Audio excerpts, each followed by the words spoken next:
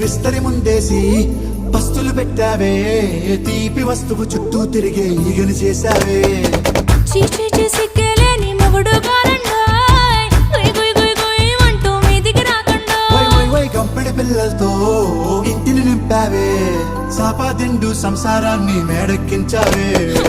ఇరుగు పొరుగు ముందు సరసాలు